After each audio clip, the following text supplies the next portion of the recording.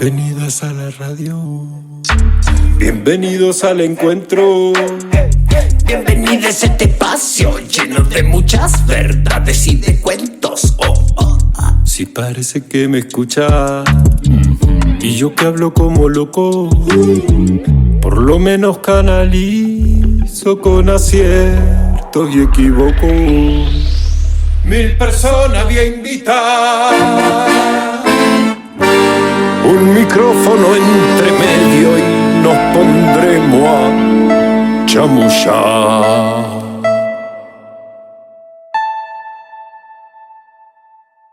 Son las cosas de la vida, son las cosas del crear. No tienen fin ni principio y las vamos a filosofar.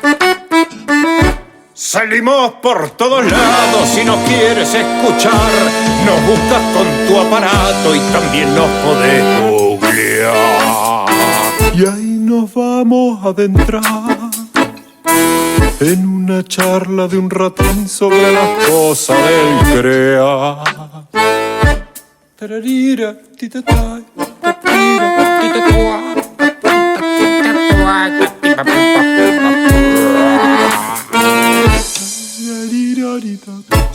¿Qué pasó? Enganché el cable y casi arranco la placa de sonido. Sos bardo.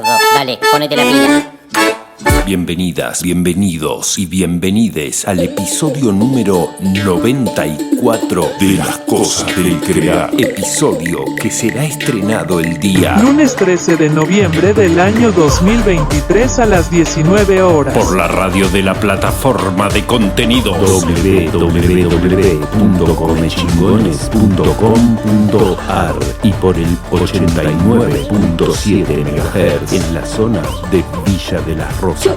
Y atención, que no es la única emisión. Las Cosas del Crear se repite cada semana en 4 emisoras, 3 comunitarias del Valle de Tras la Sierra y una escolar en el conurbano bonaerense. Radio El Grito 85.5 desde Los Hornillos, Tincú, FM 107.9 Mina Clavero, FM Sierras Comechingones 107.9 San Pedro, provincia de Córdoba, FM Guayraquimbal, la radio escolar con apertura comunitaria del CENS 454 en el 89.9 MHz desde Castelar Sur, provincia de Buenos Aires. 4 colectivos que contribuyen de una manera impresionante a la comunicación popular en sus comunidades y a quienes les agradecemos muy profundamente el que tengan la amabilidad de compartirnos con su audiencia y que hasta donde lleguemos. ¿Hasta dónde vamos a llegar? No sé. Lo que es cierto es que nos queda no mucha temporada 3 por delante. De hecho, ya se nos está acabando. Ahí les voy a ir avisando. Ya se viene en breve el episodio cierre de la tercera temporada de Las Cosas del Crear. Ahora les quiero contar quiénes son ellos. Los sponsors de Las Cosas del Crear. TIS, Servicio Técnico, RS Metales, RAF Turismo y Cerveza Artesanal Poseña. Unas bestias, cada uno de esos. Che, gracias por estar ahí. Es un placer muy grande hacer radio, compartir, hacer esto que se llama Como Vos Quieras. Muchas gracias. Gracias. Último mensajito y al lío. Ahora también nos podés buscar en Cafecito e invitarnos a un cafecito para seguir impulsando el crecimiento de este hermoso proyecto. Bueno, le pintó el lírico. Estamos al horno. ¿Qué hacemos? Rescatate, momia.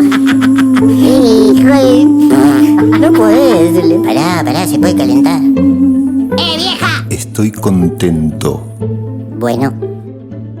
Viene mi prima al programa. Eso me pone re contento, pero no solo porque sea mi prima, sino porque además es una re artista. Hace un montón de tiempo que viene entregada al estudio de la guitarra y a la interpretación, dando clases en distintos ámbitos y organizándose con otras mujeres guitarristas para armar colectivo y nutrirse y apoyarse. Es re lindo hablar con ella, es muy clara. ¿Será por su nombre? Cuac. Compartimos el episodio número 94 de Las Cosas del Crear con María Clara Millán, guitarrista, docente de música en la educación pública y en su escuela Río Arriba, en la ciudad autónoma de Buenos Aires. Para mí, alto placer compartir con ella. Como les decía, me encanta conversar con María y me parece que este programa es la excusa perfecta para hablar de cosas que comúnmente no hablamos con ella. Nos vemos muy poco. Alto encuentro. Espero puedan disfrutarlo ustedes también. Tengan una semana hermosísima y un muy buen viaje.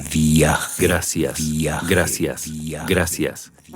Ahora podés escuchar este y todos los episodios de Las Cosas del Crear en casi todas las plataformas digitales. Búscanos en iBooks, en Spotify, en Google Podcast y demás como Las Cosas del Crear y escuchanos cuando vos quieras. Bueno, bienvenida María acá a este espacio. ¿Cómo estás? Muchísimas gracias a vos, Leo, y a toda tu audiencia.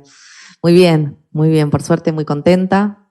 Acá terminando un año álgido, duro, pero intenso y lindo a la vez. Así que nada más que estar expectante y agradecida. Qué bueno. Y escúchame vos, bueno, vamos por partes, no me quiero apurar. Me gusta siempre hacer esta pregunta a quienes invito, que es, ¿nos podés contar en primera persona quién es María Clara Millán? Bueno, sí, soy música, soy argentina, de la ciudad de Buenos Aires.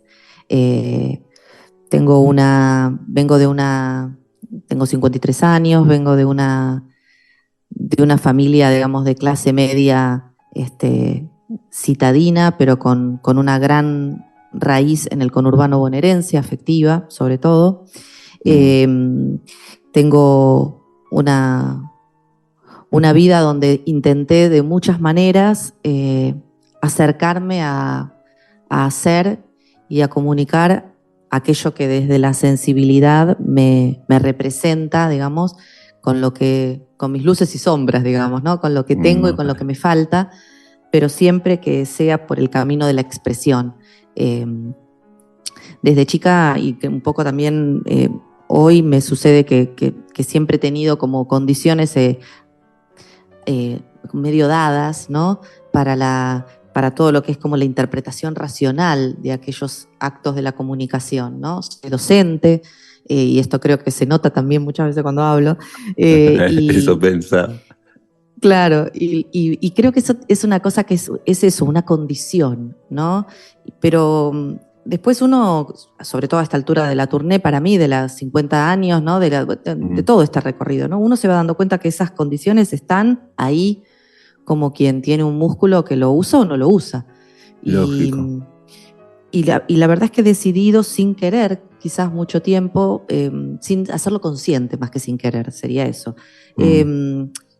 Ponerlo al servicio de buscar, digamos, la manera más honesta en la cual yo puedo comunicar aquello que me pasa, que me conmueve, que me sucede, que pienso. Y cada vez más lo voy confirmando, y cada vez más en este recorrido he ido nutriéndome de las posibilidades y de los límites que el quehacer que yo elijo, que es la música, me ha puesto, me ha acompañado, me ha mostrado, ¿no? Y creo que ahí en eso está como el trabajo, la parte más intensa de todo el quehacer al que uno se dedica, que es eso, ¿no? Es la intención de generar algo, la alegría por lograrlo o la frustración por darse cuenta de los propios límites, ¿no? Y eso es una parte esencial del trabajo y como de la característica propia, ¿no? De la voz propia, del talento propio, el que sea, que todos lo tenemos, creo yo, ¿no? Y eso te lo da el tiempo. A mí en lo personal, capaz hay quienes lo descubren antes, ¿no? Pero a mí en lo personal me lo dio el tiempo.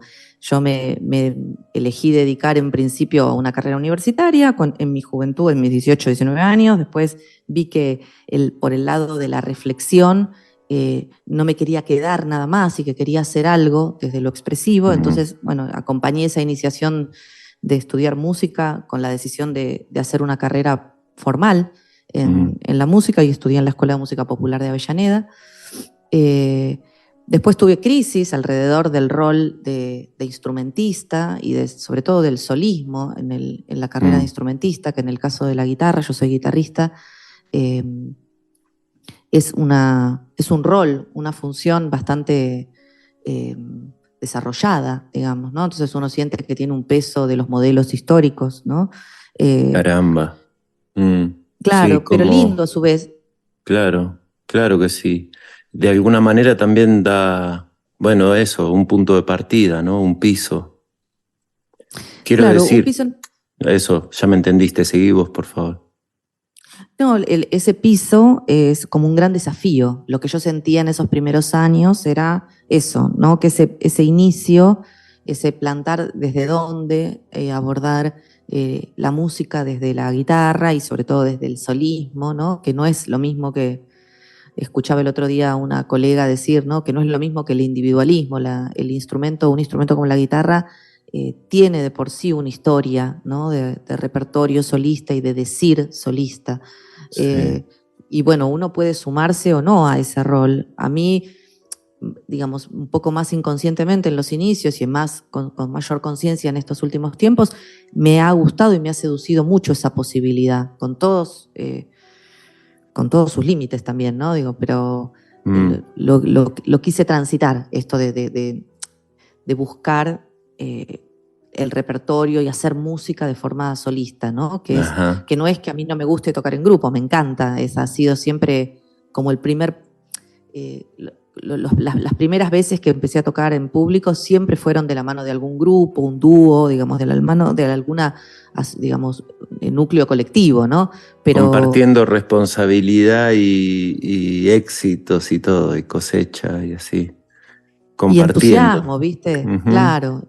Y entusiasmo en esa búsqueda, ¿viste? Sin ninguna certeza. Pero bueno, con el correr del tiempo, uno también va asumiendo aquellas cosas por las que vas pulsando a pesar de que no te lo hayas planeado, quizás de una manera hiper racionalizada, ¿no? Yo encuentro que en ese camino con la música que fui transitando de muchas maneras, que, ¿viste? Estudié en la institución, después dejé de tocar la guitarra, me dediqué más a estudiar didáctica y metodología, después volví tocando con grupo, como te digo, con dúo, pero después volví a darme cuenta que quería sostener y buscar y que siga siendo como un espacio, un territorio de búsqueda, digamos, la interpretación solista, digamos, ¿no? Claro. Un encuentro así más íntimo, si querés, ¿no? Con lo que uno quiere decir y cómo se va encontrando con eso. Claro que sí, es todo un mundo.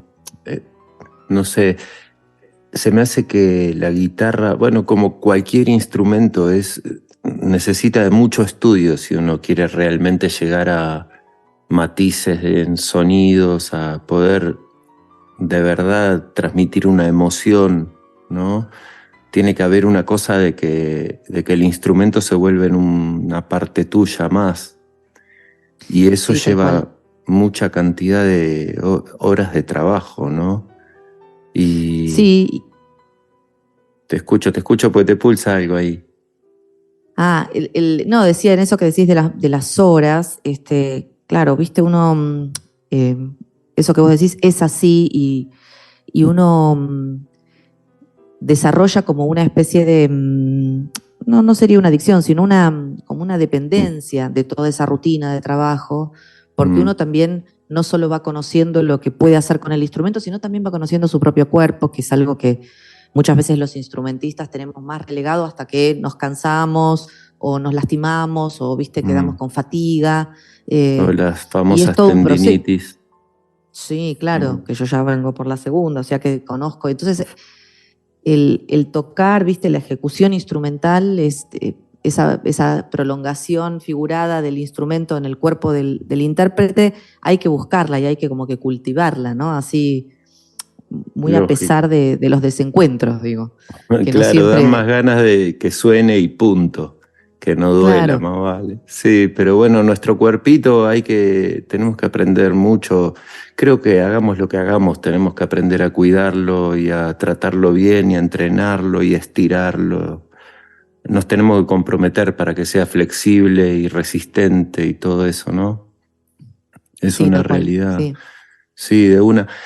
Escúchame, te quería preguntar sobre la docencia, porque vos hiciste un camino, venís haciendo un camino ya bastante largo, intenso. Formaste tu escuela de música ahí en la ciudad y ¿cuántos años tiene ya Río Arriba? No sé si antes de tener esa denominación, seguro que estuviste trabajando sin que se llame así, también un buen tiempo. Llevas Sí, muchos sí, años enseñando. acá, claro, en mi recorrido así docente, digamos, el primer acercamiento que tuve fue trabajar en escuelas primarias, en nivel inicial, fue mientras estaba empezando a estudiar, vincularme ahí, en definitiva, cuando uno, creo yo, cuando cualquier persona se acerca a la docencia, se acerca también, en definitiva, a los propios procesos de aprendizaje, porque Claro. no es otra cosa que un acompañamiento, ¿viste? Uno no tiene ningún saber, digamos, acabado en sí mismo, ¿no? Sino que uno está también en la búsqueda en otro momento. Y a partir de ahí me gustó porque como que empecé a entender cosas de mí, quizás al principio de una manera más inconsciente, pero sí, me apasionó mucho esa búsqueda y después cuando me mudé acá a esta zona de capital, acá en la calle Río de Janeiro, y tuve un espacio más grande, empecé a dar clases de iniciación de guitarra, de armar ensambles, siempre fue como vos lo sabés, la pata faltante en mi vida de adolescente. Yo no tuve una búsqueda musical en la adolescencia, eso empezó cuando terminé el secundario, entonces siempre cuando tuve experiencias de enseñanza y de acompañamiento, me encanta disfrutar de esa parte, de esa cocina más desprejuiciada que hay en los adolescentes, ¿no? De querer abordar la música, ¿viste? Y enseguida armar y ponerse a tocar y cambiar de roles. Entonces me gustó la posibilidad de tener una batería y armar, digamos, ensambles con lo poco que cada uno iba aprendiendo, que eso se transformara en un tema, en el concepto de una banda, digamos, ¿no? Claro. Y eso sí, lo seguí sosteniendo todos estos años, desde el 98 hasta ahora, con sus altibajos, porque hay épocas en las cuales no trabajé más que de esto, de dar clases particulares, y ahora desde el 2016 estoy nuevamente trabajando en instituciones de educación media, ahora para adolescentes de nivel secundario, que también lo disfruto muchísimo y que, bueno, entonces uno tiene que repartir las energías, ¿no? Claro. Pero sí, Río Arriba sigue funcionando. Qué bueno, yo tengo el registro de entrar a esa casa y ir caminando y descubriendo instrumentos por todos lados, y instrumentos muy distintos. Y yo decía, pero María no daba clase de guitarra, que esto desparramo de música acá, que daban ganas de tomarse unas vacaciones ahí adentro para investigar. Sí, hermoso, hermoso. A mí me encanta, a mí me gusta el juego también porque, bueno, vos sabés que mi hermano tocaba la batería cuando yo era así jovencita, entonces tuve un tiempo su batería, después me compré una batería muy económica y me gusta, me encanta, siempre tengo la sensación de que cuando me jubile voy a ser baterista, digamos, ¿no? O sea, me gusta, me divierte, me parece, tiene toda esa cosa que la guitarra no tiene, ¿viste? La guitarra tiene una superficie de acción que es milimétrica, ¿entendés? Que es la cuerda. Claro, la batería tenés una superficie enorme y sentís como una cosa bien literal como los chicos, ¿viste? De descarga y de diversión coreográfica, digamos, ¿no? Para revolear los brazos y las piernas, sí. Sí, claro. Vos sabés que me acordaba mientras te escuchaba de Malena Rico, que es una mujer que entrevisté el año pasado, que es bailarina y baterista. Y mira, claro, ahora vos estás hablando de esto, de que es como una coreografía. Y sí, claro, ahí sí que el cuerpo se mueve un montón, ¿no? No sé si hay un instrumento donde el cuerpo se mueva más que la batería. Y se mueve mucho. Depende a veces, viste, los músicos. Yo estoy como muy... Los guitarristas, viste, tenemos como una dependencia visual, ¿no? De observar nuestra mano izquierda, sobre todo para quienes tocamos como diestros, digamos. Que a veces en otros instrumentos no está. Y esto yo creo que tiene una razón de ser. No es que los guitarristas somos giles y no queremos mirar para adelante, digamos. Es que la mano izquierda es la que depende, digamos, la que te genera ese ataque coordinado con la derecha y necesitas de esa precisión que a veces la visión a veces colabora y a veces no siempre, pero bueno. Entonces eso nos impide una cierta libertad que hay como que buscar para mí mucho, ¿viste? Porque no está dada. Si vos tocas un instrumento de viento, o sea, cuando estudiás miras las llaves, pero si no, después miras para adelante porque ya está eso, ¿no? Sí. Y entonces en la batería, claro, todos tenemos una coreografía, digo, eso quería decir, ¿no? Todos tenemos una coreografía, algunos más suelta y otros un poco más atada, digamos, pero para mí está bueno que eso esté siempre al servicio de la música, o sea, ni que falte ni que sobre, digamos, ¿no? Es como un equilibrio. Sí, que los hay. Míralo a Angus Young. Che, pensaba en los chicos, pensaba en la experiencia de dar clases en escuelas medias. Decís que estás ahora con adolescentes en las aulas. Y se me ocurre, bueno, mis experiencias en instituciones fueron muy pocas, pero me he encontrado en alguna oportunidad con la realidad de chicos obligados a hacer lo que yo les proponía. No desde una elección como quien va a tu escuela particular, sino como esto, como un contenido curricular de la escuela secundaria. ¿Y qué onda? Me pregunto, ¿cómo sorteas esas dificultades en el aula? La diferenciación entre quien se apasiona y quien no quiere saber nada y todo eso.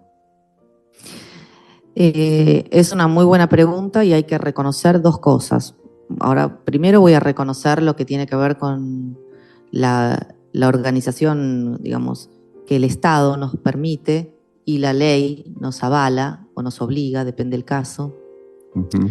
Porque hoy, en un momento en el que estamos con tanto cuestionamiento alrededor de esa construcción social, no queda otra de mi parte que yo me he incorporado a la enseñanza media, es decir, de adolescentes en secundarias de educación común en el año 2016, y yo vengo de haber terminé mi secundario en el año 88, o sea que vi otra currícula, ¿no?, de enseñanza, que es lo que vos me estás mencionando. No me queda otra más que reconocer y sacarme el sombrero por la Ley Nacional de Educación del año 2006, en la cual no solamente se cambió la currícula, se cambió el estatuto docente, se llegaron a ciertos acuerdos nacionales, que algunos gobiernos cumplen más que otros, pero que son acuerdos nacionales. Por ejemplo, en el cual la educación artística, si bien se la sacó en tercero y quinto año, en Capital Federal es así, en Cava es de esa forma, lo que se hizo es que en primer ciclo, primero y segundo, y en cuarto año, digamos el segundo año del segundo ciclo, digamos, se la hizo optativa. Entonces, no es optativo hacer artes, vos tenés que elegir una disciplina artística, pero las escuelas te proporcionan, dependiendo cada institución, al menos dos alternativas. Vos cuando estás a tus 13, a tus 14 o a tus 16, vas a poder elegir entre artes, música y artes visuales, o entre artes visuales y teatro, o entre música y teatro. Esas son las opciones que, al menos aquí en Cava, el gobierno nos ofrece. Y esto parece una pavada, pero abre un abanico de posibilidades enormes. Primera posibilidad, los alumnos deben elegir, aunque no sea que es lo que más quisieran hacer en su vida, hacer una disciplina artística, tienen que hacer alguna y ya queda bajo su albedrío la elección. ¿Por qué? Porque vienen de haber cursado en primaria al menos 2 de estas materias, plástica y artes visual y música, ¿no? Entonces, alguna proximidad tienen entre lo que informalmente pueden haber hecho en sus casas, más lo que la escuela les proporcionó. Algo conocen. Bueno, con ese algo que conocés, con eso que vos traés, tenés que hacer tu propia elección. Y eso es un primer paso de autonomización para los chicos, ¿viste? Y eso es buenísimo. Y segundo paso, para los docentes al menos de las escuelas públicas, significa que vos, en vez de trabajar con 40 chicos, trabajás con 20 o con 16, lo cual te da muchísimas más posibilidades de personalizar el trabajo, ¿no? Y de hacerlo más de generar un lazo más íntimo con los chicos en esa Claro. exposición que significa comunicarse a través de la expresión. Ujú. Y genera, al revés te diría, yo tengo pocos casos en los que los chicos, y eso lo digo desde que entré en la escuela media y estoy realmente fascinada con eso, Qué muy pocos bueno. casos en los que los chicos no quieran hacer. Muy pocos, porque puede ser alguna vez que están atravesando algún momento particular Lógico. o algún chico que viene con alguna situación muy especial donde está renegado por estar en la escuela, por estar escolarizado, no por la materia en sí, ¿viste? Casi todos los chicos acceden, qué sé yo, ayer estoy en primer año, estoy trabajando en música del litoral, por ejemplo, en el segundo cuatrimestre, y ayer tengo alumnos que vienen, que no tocan ningún instrumento fuera de la escuela, pero que están trabajando chamamé, específicamente esa especie musical, y que armaron un arreglo y tocan la melódica o tocan la guitarra y vienen de no saber nada. Ay, Y también qué tengo hermoso. alumnos que sí vienen de tocar capaz en una banda de las que funcionan en horario vespertino en las escuelas y tienen instrumentos en comodato. Entonces, por ejemplo, a la clase de música de la escuela vienen con el instrumento, vienen con la flauta, vienen con el saxo para incorporarse a lo que hacemos en el aula de educación común con aquello que ellos traen de educación, digamos, más específica, ¿no? Porque estudian específicamente música, lenguaje musical, armonía, ensamble y demás. Bueno. Así que te diría que es todo lo contrario hoy, y muy a diferencia de eso que vos mismo mencionás y que es mi recuerdo de cómo yo cursé música. Yo no tenía, como se llama hoy, artes músicas, es decir, un formato taller de trabajo. Yo Claro. estudié en la secundaria y tuve cultura musical, tenía que estudiar la biografía de los músicos, los Qué periodos embole. históricos, y además siempre con el parámetro de la música desde el eurocentrismo, ¿no? Desde la música europea, no desde la música Claro. más próxima para los pibes, que en general no es el barroco ni el clasicismo, lo cual no le resta mérito a todo eso, ¿no? Que por cierto Lógico. lo valoro y mucho, pero Lógico. en esa etapa de la vida, empezar por aquello que te queda cerca es Qué buenísimo. afectivamente es muchísimo mejor. Qué buenísimo. Bueno, y así que mirate, qué bueno, me sorprende así, mucha pasión puesta ahí. ¿Cómo te dan los tiempos? Entre la escuela, tu escuela, tu estudio, tus toques. Ahora estás proyectando una fecha nueva prontito. Estuve espiando ahí. Sí, una de las cosas es que, bueno, qué sé yo no tengo hijos y en esa soledad, digamos, dispongo un poco más de tiempo, digamos, para armarme proyectos paralelos a aquellos con lo que hago para vivir, ¿no? Porque todo esto me apasiona, pero también es cierto que lo hago para mantenerme en el día a día.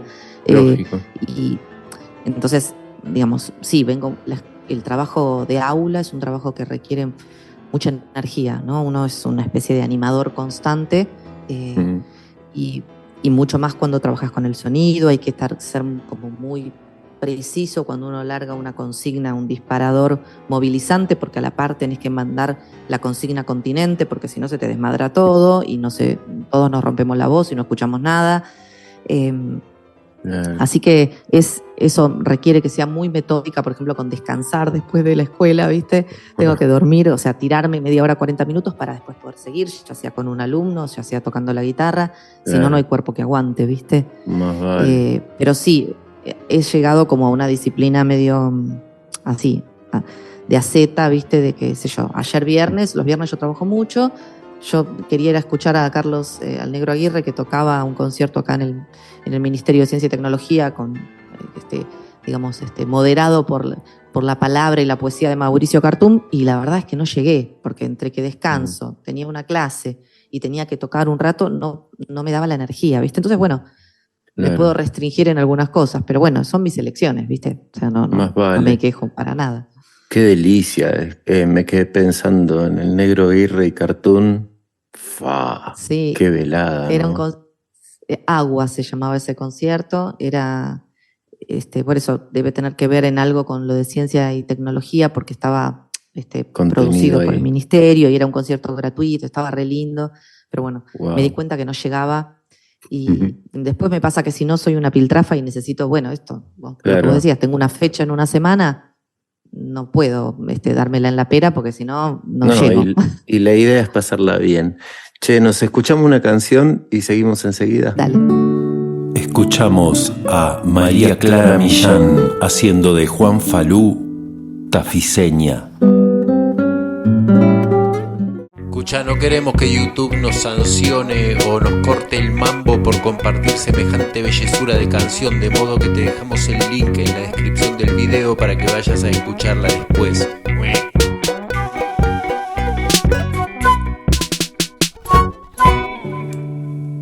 Seguimos transitando el episodio número 94 de Las Cosas del Crear, compartiendo con María Clara Millán, guitarrista, docente, mi prima, desde la ciudad autónoma de Buenos Aires vía Zoom. En relación con la necesidad de ponerte a crear, ¿qué reflexiones, cosas, pensamientos te vienen cuando yo te hablo de estas cosas? Bueno, lo primero que me viene, digamos, tiene que ver, yo no soy, mi recorrido mayormente fue siempre como intérprete, entonces eso para mí siempre fue un abismo, vamos a decirlo sinceramente, ¿no? O sea, el espacio, digamos, más allá de que con algunas actividades como la improvisación, que no es algo a lo que yo me dedique, pero que, digamos, puedo haber coqueteado más, siempre me pareció una actividad así como de juego y muy divertida, donde no la terminaba de incorporar a mi lenguaje, ¿no? de ejecución solista, digamos. Pero sí es algo, es un capítulo que se abrió, digamos, con la idea quizás de jugar, de empezar a acercarme a la composición, ¿no? Digamos, desde el juego armónico, te diría, más con la guitarra. Y son cosas que he hecho poco y que siempre siento que son eso, como un espacio de desafío que no he transitado aún, ¿viste? Que lo he transitado poquito, ¿no? No es un tiempo... el tiempo creativo para mí necesita imperiosamente como de una especie de libertad que te da el tiempo de ocio, ¿no? Y el quehacer del intérprete está siempre muy marcado, muy contenido por una rutina que tiene que ser disciplinada. Entonces, en esa tensión que se genera, más aún viviendo en una sociedad hiperproductivista como la que estamos, ¿no? Donde uno tiene que trabajar, así, estar pluriempleado para poder sostener producir las y consumir. Claro, se hace difícil encontrar esos espacios. Y yo cada vez más con el correr del tiempo los necesito. No excluyentemente porque me tenga que sentar a crear compositivamente hablando, sino porque lo que sí necesito es ese tiempo como de libertad que te da sentir que además de la rutina de entrenamiento disciplinado que uno necesita para estar en estado, para tocar cómodo, digamos, ¿no? Y tener resto físico y técnico, hay algo que tiene que ver con el tiempo, ese tiempo de libertad de poder, por ejemplo, detener la práctica y ponerte a escuchar y reescuchar otra versión, y ese tiempo en el cual el tiempo no se mide. Un tiempo sin tiempo, digamos, ¿no? Cada vez lo hallo como más necesario y que me falta más en lo personal, porque siento que el tiempo creativo es tan enorme, o sea, en cuanto a la cantidad de cosas que uno podría hacer con ese tiempo, digo, ¿no? Que en lo personal me siento que me falta a veces ese tiempo, digamos, que no se mide, no se cuantifica, porque uno lo hace, digamos, como, ¿cómo se llama? Como invadido por el momento de la curiosidad, digamos, ¿no? Entonces, bueno, estabas tocando tal cosa, estás sacando tal canción, entonces te vas y buscas la versión que grabó primero el autor, o otra que hizo una versión fulano, entonces... De toda esa escucha como ramificada, ¿no? Y acompañada por ese quehacer de uno, que es que dejas la guitarra, vas, te pones a escuchar, mientras tanto, capaz, qué sé yo, te hiciste tu café y después volvés, y esa libertad, esa falta de medición en el tiempo, es lo que yo más extraño y siento que fantaseo mucho alrededor de poder hacerlo más, digamos, cuando esté con menos obligaciones, ¿viste? Creo que también es una fantasía que uno abona a veces cuando le cuesta ceder a favor de esos tiempos, ¿viste? Porque uno le tiene que robar otras cosas para darle a eso, ¿no? Claro.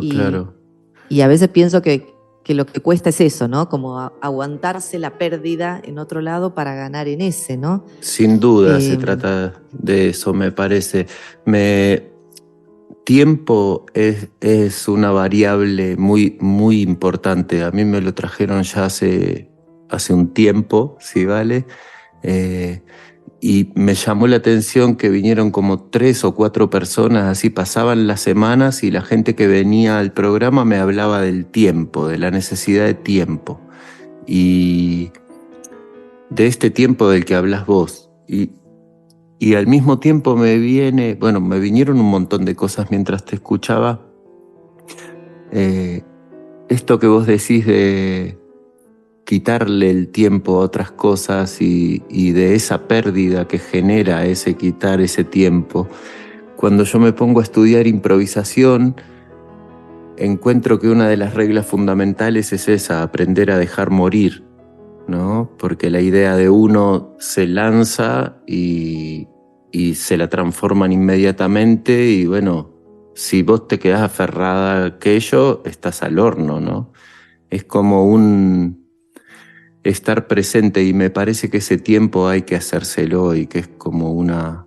No sé, siento que en estos tiempos, y valga la palabra desde tantos lados, es como una responsabilidad que tenemos encontrarnos los espacios para la contemplación, para la escucha, para el pensamiento, ¿no? Que tampoco tiene que ser excesivo, lógico, porque si no nos terminamos volviendo unas... Bueno, no sé, mira a los filósofos, ¿no? Pasan los años y seguimos hablando de se me está entrecortando un poquito. Bueno, no importa, igual, ya eran unas reflexiones que ya las vas a escuchar, ya te las voy a compartir para no repetir todo esto de nuevo.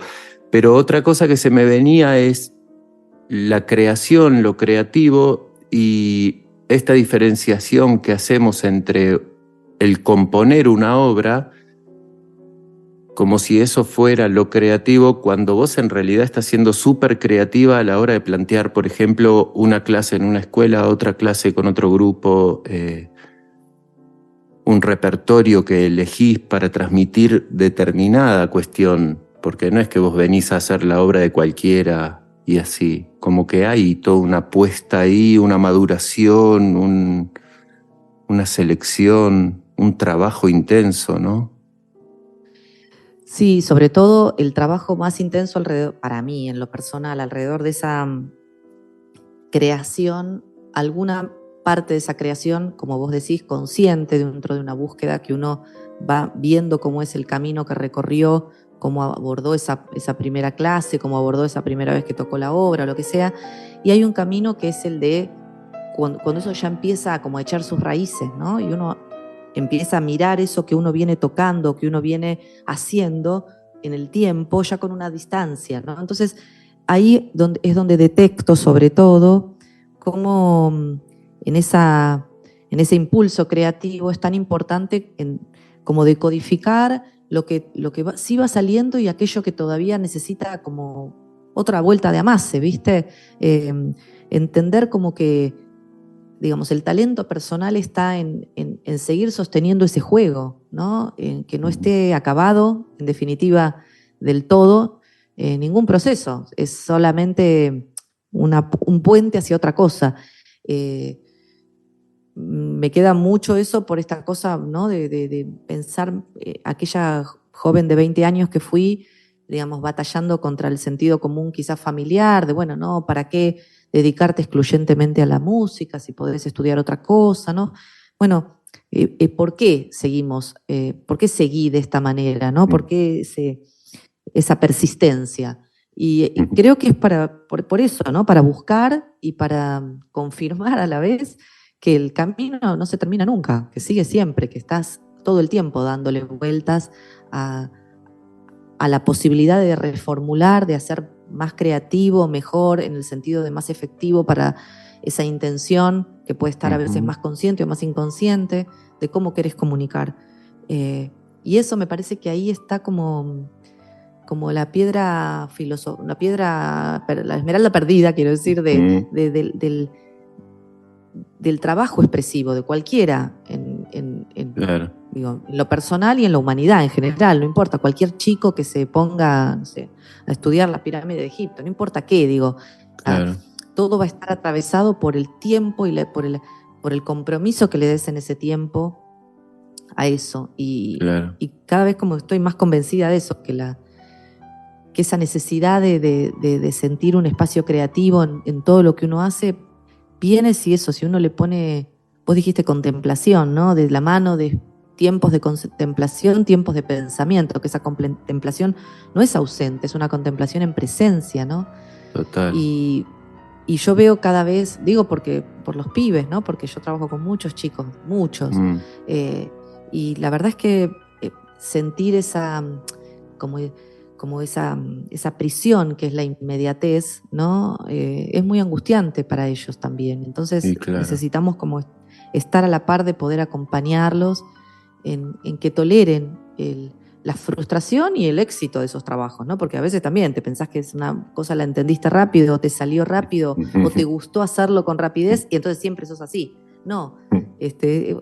Bueno, para mí en lo personal, la creatividad es asumir esos pasos, ¿no? Esos tiempos en los cuales no, las consecuencias y los resultados no son siempre iguales, pero estar como en esa confianza y en ese compromiso es como lo más trascendente, ¿no?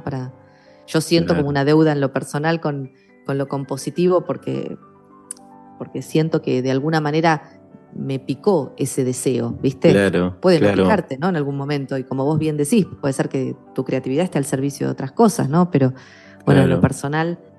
Bueno, me alegra saber que tenés esa inquietud y que y te deseo que aparezcan los espacios para que eso empiece a suceder y nos regales un poco de lo que suena dentro tuyo. Eso. Pensaba en esto de elegir un repertorio, elegir animarte a ser solista, y en esta experiencia que acabas de vivir hace poco, que un concierto tuyo te llevó a girar lejos, te llevó hasta el viejo continente, ¿o no? ¿Qué onda eso? Contanos un poquito. Bueno, eso es en los años de pandemia, digamos. Yo venía tocando con un sexteto de mujeres guitarristas, Espiral de Mujeres Guitarristas, previo a la pandemia. Habíamos formado primero un colectivo, digamos, que no era un grupo musical, sino que era un colectivo, digamos, donde lo que hacíamos era producir fechas para compartir y generar diferentes maridajes con guitarristas mujeres que podían ser desde intérpretes, compositoras, arregladoras, podían tocar solas, tocar en grupo, con otros instrumentos, solo con guitarras, no importaba, digamos, ¿no? Lo que buscábamos era visibilizar, digamos, poner un poco más en el escenario de manera así autogestiva a la mujer guitarrista, ¿no? Porque sobre todo yo que era y otras también compañeras, pero de mi generación, que quizás hemos tenido menos modelos contemporáneos, mujeres, algunos poquitos, pero mayoritariamente eran varones, hablábamos de esta necesidad de que las nuevas generaciones estén ahí, ¿no? Digamos, viendo que se puede sostener el camino de la música como eso, como compositora, instrumentista, arregladora, lo que sea, digamos, en paralelo a las otras cuestiones de la vida que uno puede ir eligiendo o no, digamos, ¿no? La familia, la maternidad, la vida sola, digamos, y a partir de esa conformación de ese colectivo, después, digamos, lo que fue pasando es que fuimos armando un pequeño ensamble de cuarteto, de sexteto, que fue haciendo algunas obras adaptadas para esa formación y siempre seguimos produciendo fechas juntas. Hicimos una grabación de un disco y justo cuando empezaba la pandemia, bueno, habíamos producido nuestras últimas grabaciones y ya después nos guardamos por ese año, por lo menos año y pico, y en ese interín a todas nos pasó que, bueno, nos empezamos a vincular más con hacer música solas. Digamos, quién empezó a componer más, quién empezó a cantar más, quién empezó a tocar otras obras. Entonces se disolvió esa formación musical, ¿no? Seguimos siendo súper amigas y fomentando los proyectos de unas y otras, pero apareció mucho más clara la necesidad de tocar sola y de querer hacer un disco con esto que yo venía tocando ya en los últimos, no sé, 10, 12, 13 años, ¿no? A partir de ahí entonces es que me puse como en campaña de elegir el repertorio, elegir dónde grabar, bueno, juntar el dinero, que nunca es fácil, aplicar a todos los subsidios posibles, aunque no fueran exitosos. Y en ese interín, bueno, pude grabar el disco en el 2000, entre fines del 2021 y mediados del 2022. Y cuando lo saqué a las plataformas, bueno, por hacer yoga y sobre todo una actividad en columpio, que me instalé un columpio en la pandemia en mi casa, me lesioné la mano. Así que no pude salir a tocarlo en vivo y quedé como con mucha manija, muchas ganas de mostrarlo y de tocar, y me agarró mucha bronca por ese descuido. Bueno, que también se sumaba con que había estado estudiando de una manera un poco más sobreexigida y bueno. ¿Viste? Sí, así fue es. El cachetazo proporcional a la carga de deseo que le venía poniendo, ¿viste? ¿Vas a descansar o vas a descansar? Claro, así no había es. otra. Y en ese interín, una de mis compañeras del grupo de Espiral me empieza a contar, mi compañera la más pequeña, digamos, que es una chica con la que yo me llevo unos 20 y pico de años, que se estaba programando un viaje, que ir a España, que había conocido músicos con los que compartir fechas, y yo la veía tan motorizada con esto de generarse ella los espacios, ¿viste? Empezar a dar clases y no sé, bueno... lo suspendió por la pandemia, pero en ese interín seguimos charlando y demás. Entonces yo en ese momento dije, bueno, tenía unos ahorros, dije, bueno, me voy a sacar el boleto y el año que viene tengo que organizarme las fechas a como sea, ¿viste? Como en España tenía algunos conocidos y bueno, fui haciendo algún contacto como para ver si podía organizar las fechas. Pude organizar 3 conciertos y bueno, reencontrarme con estos viejos vínculos de hace añares, y fue muy lindo por eso, porque, digamos, lo que ocurre es que están muy acostumbrados a que allá vaya gente, digamos, ¿no?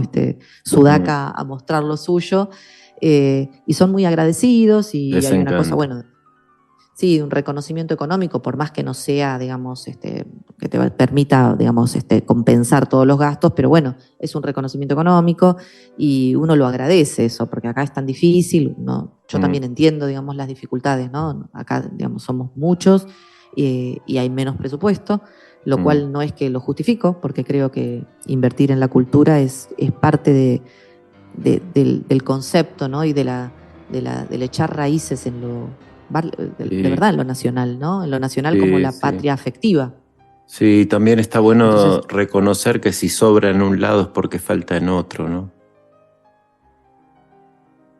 Sí, Me absolutamente. parece. Y creo que digo, España, por decirte donde estuve yo, no es uno de los países más de menos presupuesto en Europa. Sin embargo, tienen una política que no recuerdo bien desde qué momento fue, pero bueno, donde hay como una especie de partida obligatoria que todos los ayuntamientos, municipios, pueblitos tienen que cumplir, digamos. Claro. O sea, tienen que cumplir con eso. O sea, la población tiene que poder consumir a sus artistas locales o extranjeros tanta cantidad de veces al año, no sé, ¿viste? Y entonces hay que cumplir con eso.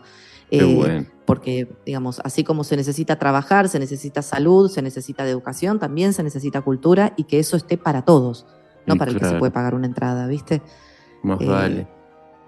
Qué bueno. Vos sabés que en mis anotaciones tenía viaje a España y anotaciones mentales, porque no tengo ningún papel escrito acá, pero lo otro era Espiral de Mujeres Guitarristas, porque me acordaba muy bien de todo ese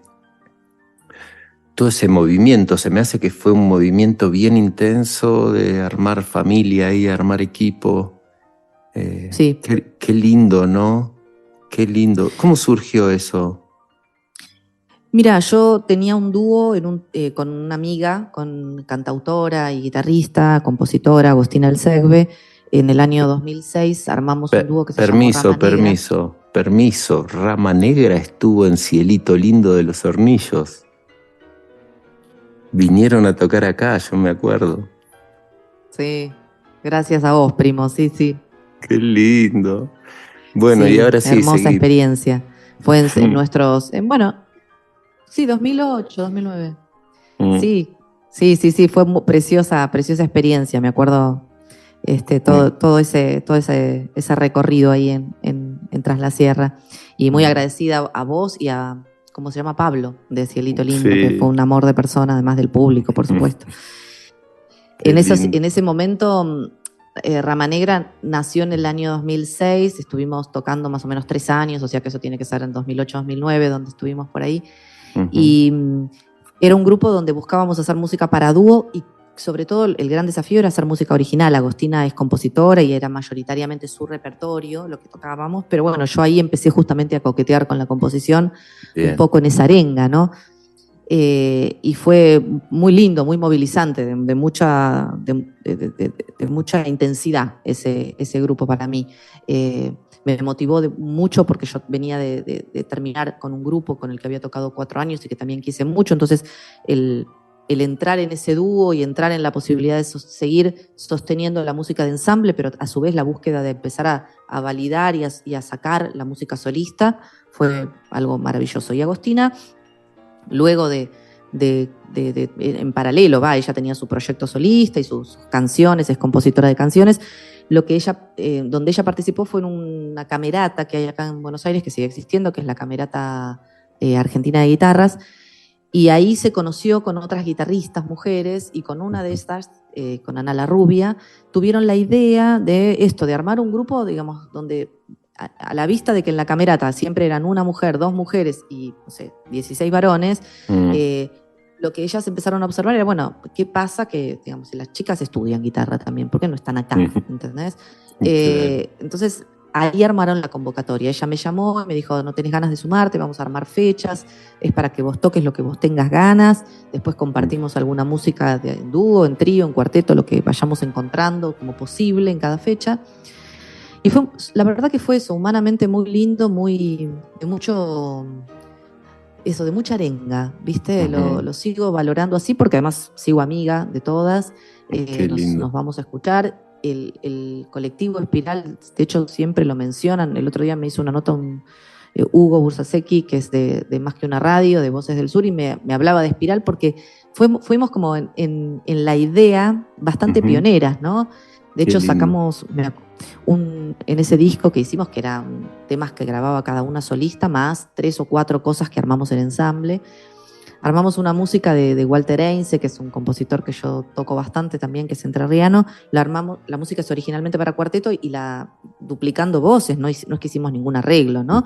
La hicimos la versión para sexteto, y mucha gente que había sido desde alumnos, amigos, músicos, intérpretes de la música de Walter, les encantaba la versión en términos de lo diferente, digamos, que se armaba al duplicar algunas voces, visualmente al ver que era un grupo de todas mujeres tocando, ¿no?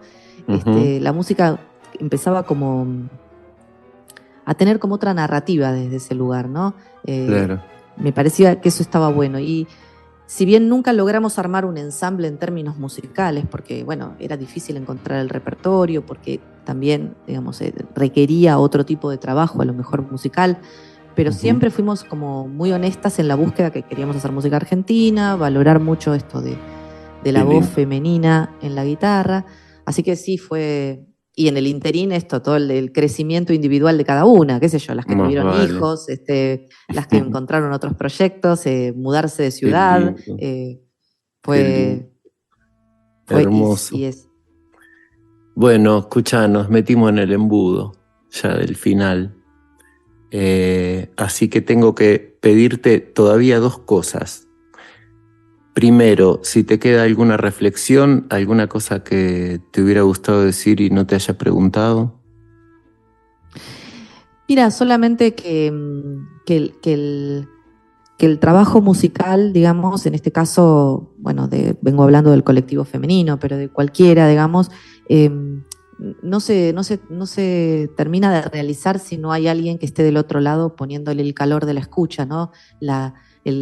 Digamos, la intensidad de prestar atención al otro, que no hay otra cosa más hermosa y más intensa en la vida que alguien nos dedique su atención. Así que solamente agradecerle a la gente que lo hace e invitar a los que no le han entregado un poco de su atención a la música que lo hagan, porque yo creo que es un amor y una pasión y un encuentro que no nos deja más. Qué lindo. Bueno, muchas gracias. Yo recontra feliz de compartir al fin un episodio con mi prima María Clara, que tengo así siempre mi prima grande. grande, como si fuera tan grande, pero ahora parecemos casi lo mismo, pero hace muchos años parecías enorme. Así No, que... claro, ¿Qué? no, para mí vos, mi primo chiquito, eso digo, ¿no? O sea, Claro. el que fue modelo, ¿te acordás de aquel intento de película que hice en ese taller de cine a los 15 años? Nunca me voy a olvidar de tus ojos caminando por la calle Corrientes. Qué lindo. Mi primera participación en cámaras. Che, te mando un beso, un abrazo gigante y quiero que nos cuentes para terminar, para despedirnos, qué canción elegiste para regalarnos. Y un poco hablando de esto de las trayectorias y los recorridos en la vida, me gustó mucho. Hace poco escuché, si bien no es nueva, la versión de Liliana Herrero de Mariposa Technicolor de Fito Páez. Me parece que es otra manera de contar eso, todas las mañanas que viví. Qué lindo. Bueno, muchísimas gracias, muchísimas. Y un abrazo gigante. Un abrazo para vos y toda la audiencia de Las Cosas del Querer. Del crear. Del crear, perdón. Che, gracias.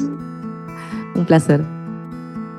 Gente linda, hasta la semana que viene.